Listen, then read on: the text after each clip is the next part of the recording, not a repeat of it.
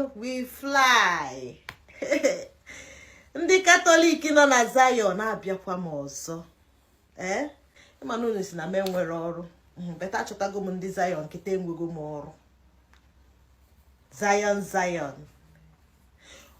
Ọ na-adịkwa m egwu otu ndị na-achọ amara na-esi abịa n'efere mba ụwa wee na-ekwu ihe riri inyi. Maka gịnị? Maka na emetụlụ dadi unu aka. Dadi G.O. Enwelu m ọrụ ndị Zion. Nya na-eghọtaghị ihe Christianity na-ekwu. Ihe na-ewu unu iwe bụ na nsị nọ business. Mana aghọtara m ihe o ji na-ewu unu because na ụfọdụ n'ime unu aghọtara.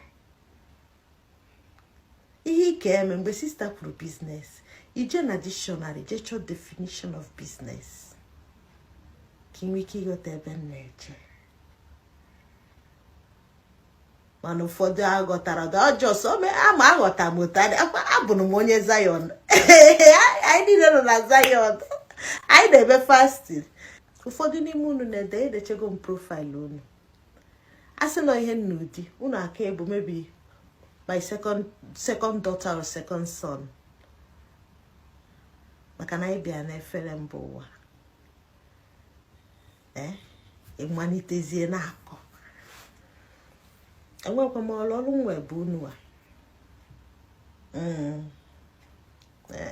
Unu a ka m nwere n'ọrụ maka isi adịrọ mma. Anyị na-ekpe ekpere maka nchegharị ndị Zion.